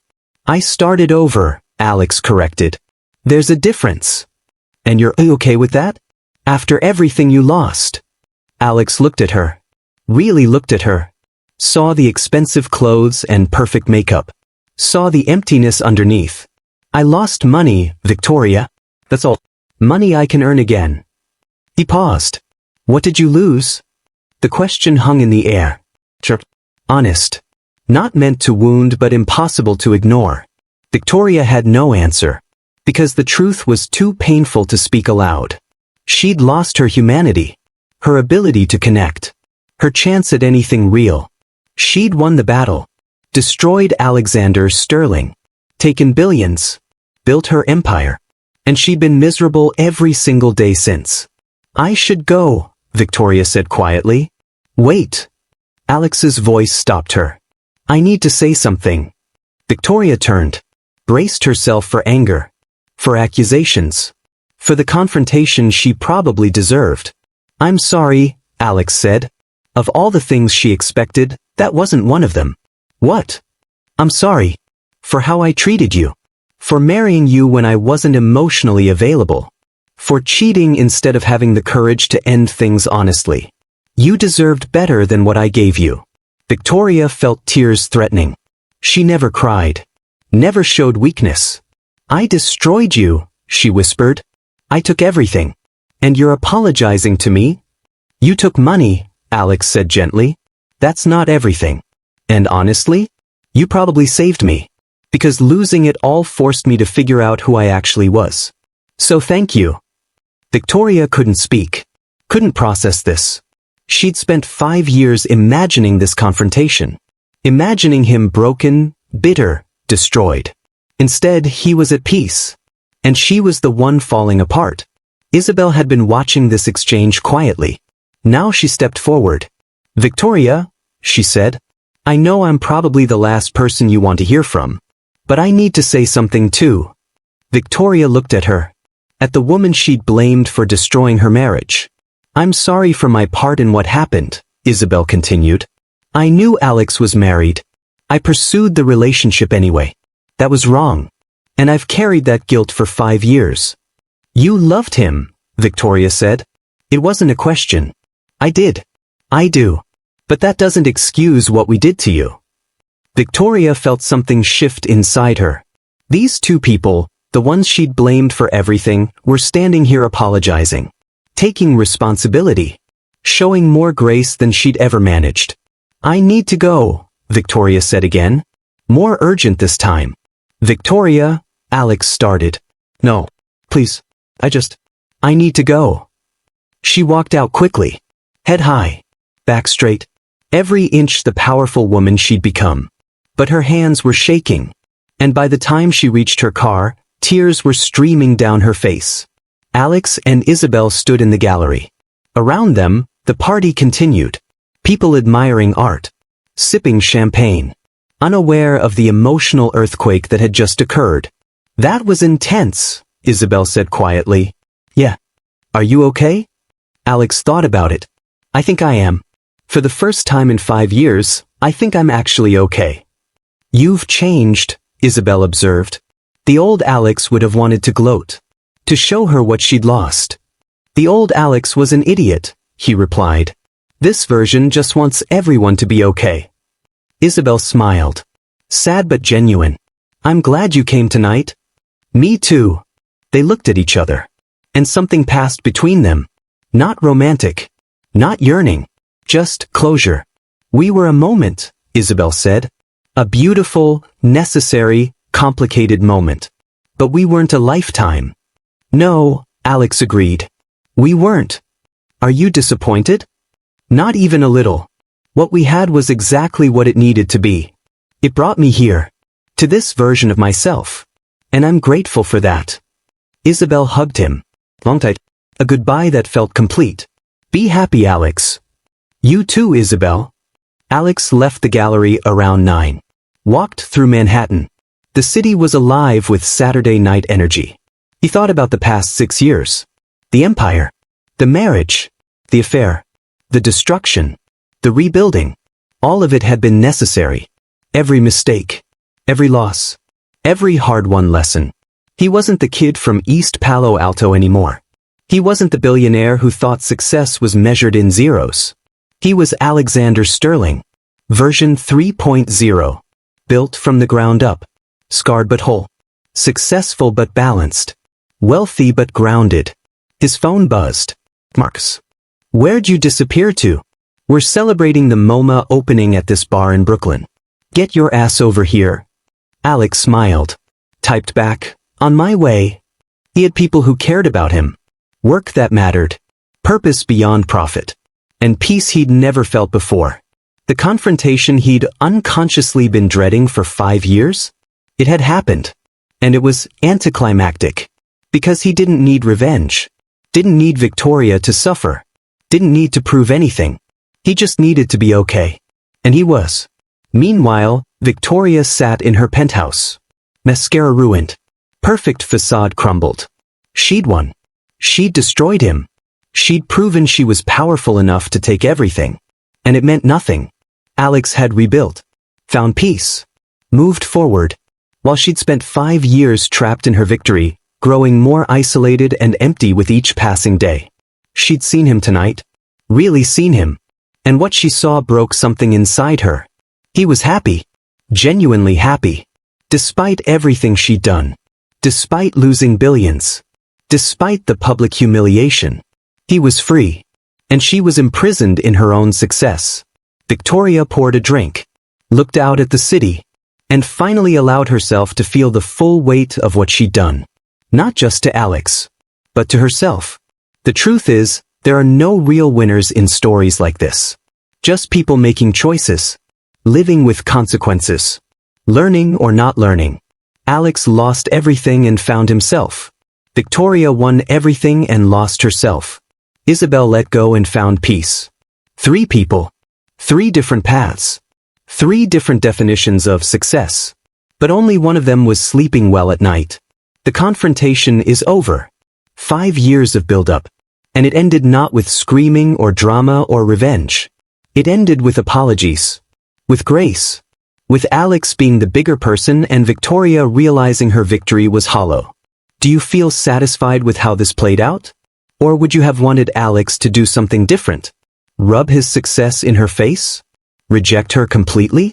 Or was this, the quiet dignity of moving on, the most powerful response? There's no wrong answer here. Different people want different kinds of justice. Let me know what you think in the comments. Because we're heading into the final act. Where we find out what happens after the confrontation. Where everyone ends up. And what this all meant in the grand scheme of things. The Monday after the MoMA exhibition, Victoria Sterling didn't go to work. For the first time in 20 years, she called in sick. Not because of illness. Because she couldn't face the performance anymore. She sat in her penthouse. Looked at the empire she'd built. The billion-dollar view. The designer furniture. The awards on her shelves. All of it felt hollow. Her assistant called 3 times. Clients needed her. Cases required attention. The world kept spinning. But Victoria couldn't move. Couldn't pretend. Couldn't be the ice queen everyone expected. She'd spent 5 years telling herself she'd won. That destroying Alexander Sterling was justice. That taking his fortune was her right. But seeing him at that gallery, happy, at peace, rebuilt, shattered every justification she'd constructed. Word spread through Manhattan's legal circles. Victoria Sterling had canceled meetings. Delayed cases. Seemed tough. Her reputation had been built on ruthlessness. Reliability. Never showing weakness. Now she was showing all of it. 2 major clients switched to different firms. Not because of incompetence. Because they sensed instability. And in high-stakes corporate law, instability is death. Her partners at the firm started having quiet conversations. Is Victoria okay? Should we be concerned? Maybe she needs a leave of absence. The empire she'd built, her empire, separate from Alex, proof of her independence, started to crack. Not dramatically. Not overnight. But slowly. Like ice melting in spring. Meanwhile, Nexus AI was exploding. 6 months after the MoMA encounter, they closed their Series C funding. $1.2 billion. Valuation, $3 billion. Alex was a billionaire again. But this time, it felt different. Earned through sustainable growth. Built on solid foundations. Shared with a team that mattered. Forbes called for an interview. The redemption of Alexander Sterling. Alex almost declined. Then decided, why not tell the story honestly? You lost $12 billion, the interviewer said. Then built back to $3 billion. How does that feel? Like I finally understand what wealth actually means, Alex replied. The first time I was rich. This time, I'm successful. There's a difference. What's the difference? Rich is what you have. Successful is who you are and what you built. The first can be taken away. The second can't. The interview went viral. 8 million views. Thousands of comments from entrepreneurs who related to the fall and the climb back. Alex had become more than a tech founder. He'd become a symbol of resilience. Alex visited his mother more often now. Every Sunday without fail. Sometimes just for dinner. Sometimes for the whole weekend. Elena was 72. Helvet, Pappit, living in the house Alex had bought her years ago. Me, Joe, she said one evening. They were sitting on the porch, watching the San Diego sunset. I need to tell you something. What's wrong? Nothing's wrong. I'm proud of you. Not for the money. For the man you've become. Alex felt his throat tighten. Mama. No, let me finish. You lost everything. And instead of becoming bitter or angry, you became better. That's not easy. Most people don't do that. I had a good teacher, Alex said, squeezing her hand. Your father left us, Elena continued. You remember? You were 14. And I saw what it did to you. Made you think you had to prove something. Had to be successful enough that no one could abandon you again. Alex had never put it into words. But she was right. But you don't have to prove anything anymore, do you? Elena asked. No, Alex said quietly. I don't. The Sterling Foundation had grown beyond Alex's initial vision. What started as a $20 million scholarship fund had evolved into a comprehensive program. STEM education, mentorship, job placement, support for underprivileged students from middle school through career launch. They'd helped 2,000 kids so far. Kids like Alex used to be smart, hungry, just needing a chance. One of those kids was now working at Nexus AI. Brilliant engineer. First in her family to go to college. Mr. Sterling, she said one day, I wouldn't be here without the foundation. Without you believing in kids like me.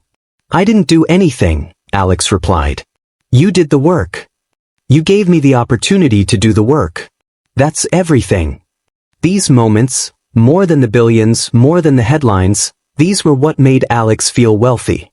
Isabel's career had skyrocketed after the MoMA exhibition. Galleries in Paris, London, Tokyo wanted her work. Collectors fought over her paintings. Art critics called her the most important contemporary artist of her generation. She bought a loft in Manhattan, a studio in upstate New York, finally had the resources to create without financial stress. But more importantly, she was happy. Genuinely, sustainably happy. She dated occasionally. Nothing serious. Nothing that demanded she be anything other than herself. Are you lonely? A friend asked her once. No, Isabel said honestly. I'm alone. There's a difference. Loneliness is wanting something you don't have. This is choosing what fulfills me. But not with regret. With gratitude. Their relationship, complicated as it was, had taught her who she was. What she needed. What she wouldn't compromise. 3 months after the MoMA encounter, Victoria made a decision. She stepped down from her firm. Not forced out. Her choice. She sold her penthouse. Took a smaller apartment in Brooklyn. Less impressive. More human. And she started volunteering at a women's shelter. Providing free legal services for domestic violence survivors. It wasn't glamorous. Wasn't powerful. Wasn't going to make Forbes. But it was real. One of the women she helped looked at her with tears of gratitude. You saved my life. Literally saved my life. Victoria felt something she hadn't felt in years. Purpose. Connection. Worth that wasn't measured in billable hours. She was rebuilding. Not her empire. Herself. It would take years. Decades maybe. She'd done too much damage to fix quickly. But she was trying. And that was something. It happened 6 months after the MoMA exhibition. Victoria was at a coffee shop in Brooklyn. Writing notes for a case. Someone sat down across from her. Alex. Can I join you? He asked. Even though he already had. Victoria's instinct was to put up walls. To be cold. To protect herself. Instead, she just said, okay. They sat in silence for a moment. Two people with so much history. So much damage between them. I heard you left your firm, Alex said. You heard right. Started doing pro bono work. It's different. Good different. Victoria thought about it. Yes. Actually, yes. I'm glad, Alex said. And meant it. Are you? Victoria asked. Because I destroyed you. Took everything. And you're glad I'm doing okay? Victoria, we destroyed each other. You took my money. I took your dignity. We were both toxic. Both wrong. She felt tears threatening again. How are you so okay with everything? Because holding on to anger was killing me, Alex said simply. And you know what I realized? You did me a favor. Losing everything forced me to figure out who I was without it. I hated you for years. Now I'm just grateful. Victoria laughed. It came out more like a sob. That's insane. Maybe. But it's true. They talked for an hour. Honestly. Without pretense. Two people who'd hurt each other badly, finding a way to something like forgiveness. When they said goodbye, Victoria felt lighter. Like she'd been carrying something heavy for 5 years and finally set it down. So where did everyone end up? Alexander Sterling, net worth $3 billion. CEO of Nexus AI. Running the Sterling Foundation. Dating occasionally but focused on building something sustainable. at peace with his journey, living in a nice but not extravagant apartment in Manhattan, closer to his mother than ever, finally understanding what success actually means. Victoria Sterling, rebuilding her life and her soul, doing pro bono legal work, learning to be human again, still wealthy from what she took, but that money sits untouched in accounts, living simply, working on forgiveness of herself and others. It's slow, but real. Isabel Martinez, celebrated artist, work in major museums worldwide, living her truth, creating beauty, free from the complications of romantic entanglements, happy in her solitude, grateful for the journey that brought her here.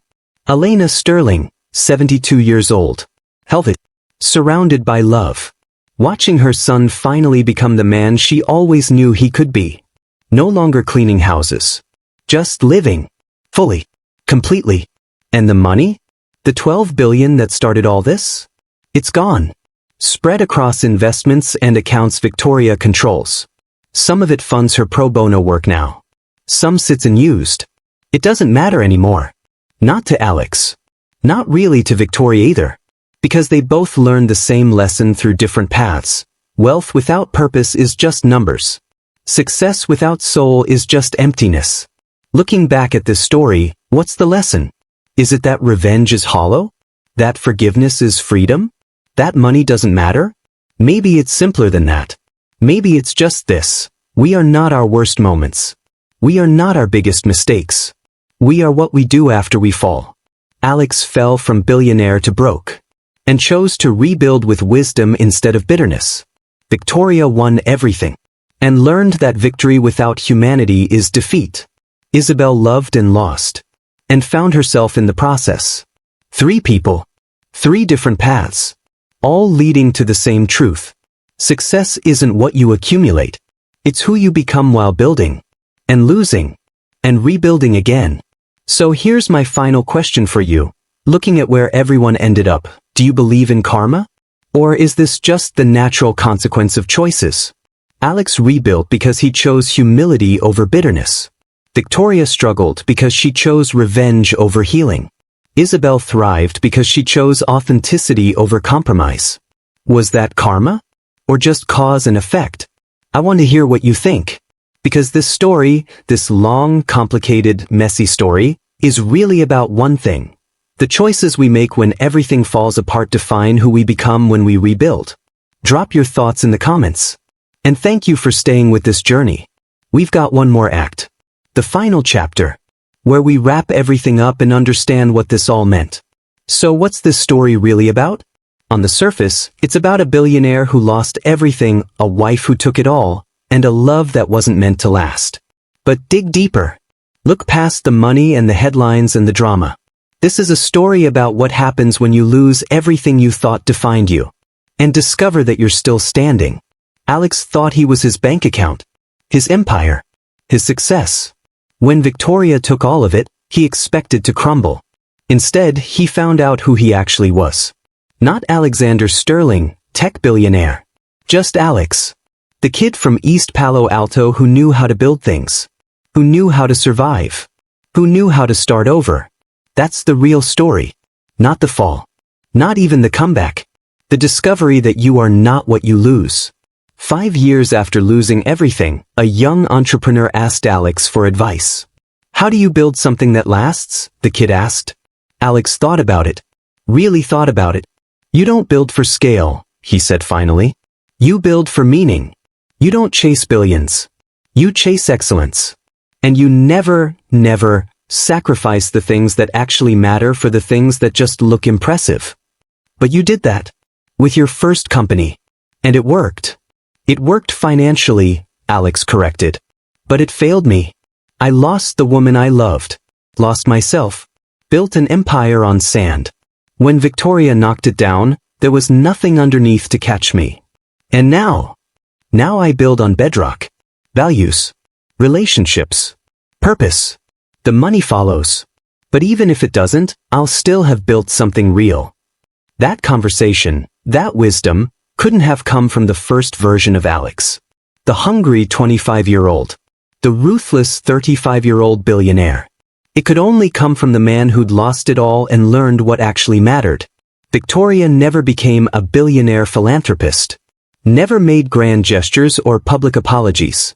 Her redemption was quieter. Smaller. More personal. She helped women escape abusive relationships. One case at a time. One life at a time. She learned to be alone without being lonely. Learned that power over others is weakness. That real strength is power over yourself. One evening she called Alex. Something she'd never planned to do. "I need to say something," she said when he answered. "Okay. I'm sorry. For what I did. Not because it didn't work out the way I planned. But because it was wrong. You hurt me. I destroyed you. Neither of us was right." Alex was quiet for a moment. "Thank you. For saying that. It means more than you know. Do you forgive me?" "I forgave you a long time ago," Alex said honestly. "The question is, have you forgiven yourself?" Victoria didn't have an answer. Not yet. But she was working on it. Isabel never remarried. Never sought another grand romance. She painted. She created. She lived exactly the life she wanted. People asked if she regretted her relationship with Alex. The affair. The chaos it caused. "No," she'd say. "Because it taught me who I am. What I need. What I won't compromise." She'd learned that love isn't always meant to be forever. Sometimes it's meant to teach you something. To transform you. To break you open so you can rebuild yourself better. Alex was her transformation. Not her destination. And that was okay. More than okay. It was perfect. Here's what this story teaches us. What you can take from Alex's fall and rise. First, your net worth is not your self-worth. Alex was worth $12 billion and miserable. Worth $80 million and at peace. The money didn't determine his value. His character did. Second, revenge is a trap. Victoria won. Took everything. Destroyed Alex completely. And it hollowed her out. Because winning while losing yourself isn't winning at all. Third, you can't recapture the past. Alex and Isabel tried. They loved each other deeply. But they were different people than they'd been at 25. And that's okay. Not everything is meant to last forever. Fourth, loss can be a gift. Alex would never choose to lose $12 billion. But losing it gave him something money couldn't buy: clarity. Purpose. Understanding of what actually matters. Fifth, you are not your worst moment. Alex cheated. Made terrible decisions. Hurt people. But that wasn't the end of his story. He took responsibility. Became someone better. And finally, success is a choice you make every day. Not about how much you earn or own. About who you are and what you build and whether you're proud of how you're living. At the end of the day, Alex learned something simple but profound. He'd spent 20 years chasing success. Building empires. Accumulating wealth. Proving he mattered. And then he lost it all. And discovered something shocking. He still mattered. Without the money. Without the headlines. Without any of it. Because his value wasn't in what he had. It was in who he was. What he built. How he treated people. The lives he touched. The legacy he created. Victoria took his fortune. But she couldn't take his capability. His mind. His ability to start over. Isabel left his life. But she couldn't take the lessons he'd learned. The growth. The transformation. The things that actually mattered. Nobody could take those. Because they were him. If you're watching this, maybe you're going through something hard. A loss. A betrayal. A moment where everything you thought defined you is falling apart. Here's what Alex would tell you: let it fall. Not because it doesn't matter, but because you'll discover what does matter when the noise clears. You are not your job, your bank account, your relationship status, your past mistakes. You are what you do next, how you rebuild, who you choose to become when everything else is stripped away. That's the real story here. Not billionaire loses fortune. Not wife gets revenge. Not lovers reunite. It's this: when you lose everything, you discover what you're actually made of. And sometimes, if you're lucky, if you're willing to learn, you discover that you're made of something stronger than you ever knew. Alexander Sterling lost $12 billion. His marriage, his first love, his reputation, everything. And he gained himself, his peace, his purpose, his understanding of what actually matters. Was it worth it? Ask him today, and he'd probably say yes. Not because the journey wasn't brutal, but because the destination, this version of himself, couldn't have been reached any other way. So maybe the question isn't, how do you avoid losing everything? Maybe it's, what would you discover about yourself if you did? Thank you for spending nearly 3 hours with this story. With Alex's journey. With the complicated, messy, beautiful truth that success and failure aren't opposites. They're just different teachers of the same lesson. You are enough. With or without the billions. With or without the recognition. With or without anything external. Enough. Remember that. Whatever you're going through, wherever you're headed, you're enough. Art completes the journey from loss to wisdom, from devastation to peace, from external validation to internal worth. So let's bring this full circle. Alexander Sterling went from nothing to 12 billion, lost it all in 72 hours, and rebuilt himself into something better than he ever was.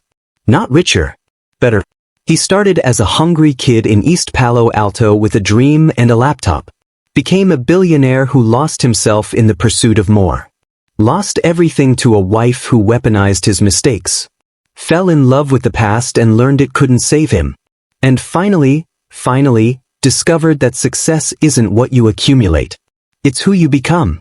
$3 billion. A company that matters. A foundation changing lives.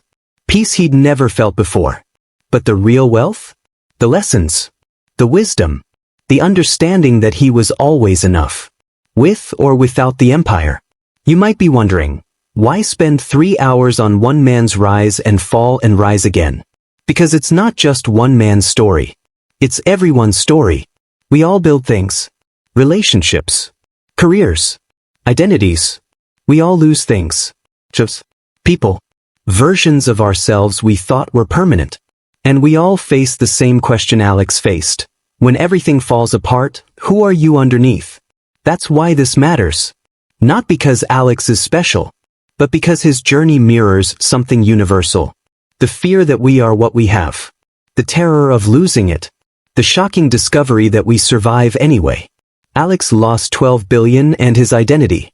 And found out he was still Alex. Still capable. Still worthy. Still whole. If he can do it, so can you. Here's what I want you to take from this story. Your value is not in your bank account. Your job title. Your relationship status. What people think of you. Your value is intrinsic. Built into who you are. Unchangeable by circumstances. Victoria took Alex's fortune.